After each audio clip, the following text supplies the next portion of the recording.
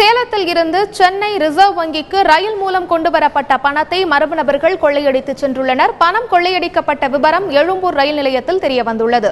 இது தொடர்பாக எமது செய்தியாளர் எழில் தரும் கூடுதல் தகவல்களை கேட்போம். வணக்கம் எழில், சென்னைக்கு பணம் எப்போ வந்தது? பணம் கொள்ளை போன விவரம் எப்போ அதிகாரிகளுக்கு தெரிய வந்துச்சு?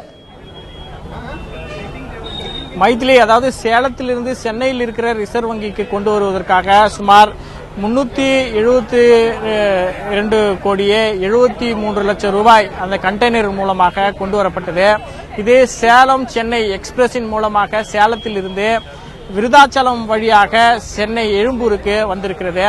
இன்று காலை 6:30 மணிக்கு இந்த பணத்தை ஏற்றிக்கொண்டு இந்த ரயிலானது சென்னை எழும்பூரை அடைந்தது.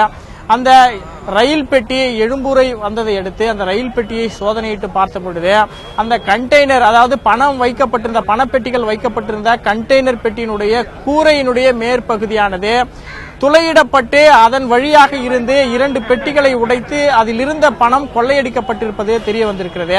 இதனை அடுத்து ரயில்வே போலீசார் மற்றும் தமிழக சென்னை மாநகர காவல்துறைக்கு தகவல் தெரிவிக்கப்பட்டது.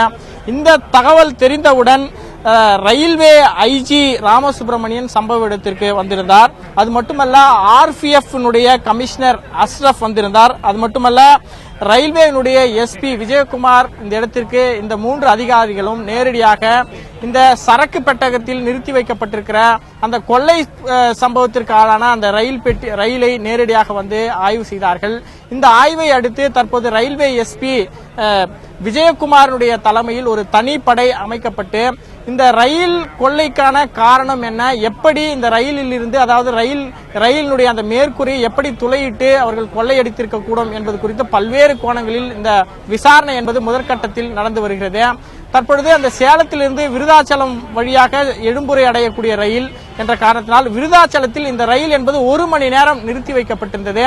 அந்த 1 மணி நேரம் நிறுத்தி வைத்திருந்த அந்த நேரத்தில் ஏதாவது கொள்ளை சம்பவம் நடந்திருக்குமா, அந்த இடத்தில் நடந்திருப்பதற்கு வாய்ப்பு இருக்கிறதா என்ற கோணத்திலும் விசாரணை நடந்து வருகிறது. அது மட்டுமல்ல, சேலத்திலிருந்து சென்னை எழும்பூர் வரும் வரையில் எத்தனை ரயில் நிலையங்கள் இருக்கிறது, அந்த ரயில் நிலையங்களில் வைக்கப்பட்டிருக்கிற சிசிடிவி புட்டேஜில் ஏதாவது வீடியோ பதிவாகி இருக்கிறதா என்ற கோணத்திலும் இந்த விசாரணை நடந்து கொண்டிருக்கிறது. இது ஒரு பணம் என்பது இந்த ரயிலின் மூலமாக மிகவும் பாதுகாப்பான முறையில் கொண்டு வருவது வழக்கம். இதற்கு ரிசர்வ் வங்கியினுடைய பாதுகாப்பு காவலர்கள் நிறுத்தப்பட்டிருப்பார்கள், ரயில்வே போலீசார்கள் நிறுத்தப்படுவது வழக்கம். அப்படி இருக்கும் பொழுது இவ்வளவு பாதுகாப்புகளுக்கு மத்தியில் துப்பாக்கி ஏந்திய போலீசார்கள் உடன் பாதுகாப்பு வந்து கொண்டிருக்கும் பொழுது எப்படி இந்த ரயிலின் மேற்கூரையில் துளையிடப்பட்டது, இது எப்படி சாத்தியம் என்ற கோணத்தில் இந்த விசாரணை என்பது நடந்து கொண்டிருக்கிறது. இது ரயில்வே பாதுகாப்புத்துறை மற்றும் இது பாதுகாப்புத்துறைக்கே ஒரு சவால் மிகுந்த ஒரு கொள்ளை சம்பவமாக பார்க்கப்படுகிறது. இது மிகப்பெரிய ஒரு அதிர்ச்சியை ஏற்படுத்தி இருக்கிறது. அது மட்டுமல்ல, சென்னை எழும்பூர் ரயில் நிலையத்திற்கு RBI அதிகாரிகளும் நேரடியாக வந்து பார்வையிட்டு எவ்வளவு பணம் வந்தது, எவ்வளவு பணம் கொள்ளையடிக்கப்பட்டிருக்கிறது என்ற கணக்கையும் அவர்கள் காவல்துறைக்கும் ரயில்வே போலீசாருக்கும் கொடுத்திருக்கிறார்கள். அந்த புள்ளி விவரத்தின் அடிப்படையில் எவ்வளவு பணம் கொள்ளை போயிருக்கிறது என்ற தகவல் அடுத்த கட்ட விசாரணையில் தெரிய வரும். அது மட்டுமல்ல, இது ஒரு திட்டமிட்ட ஒரு கொள்ளை சம்பவமாக கருதப்படுகிறது. இது சாதாரண நபர்களால் செய்யக்கூடிய ஒரு திருட்டாக இது பார்க்க முடிவதில்லை.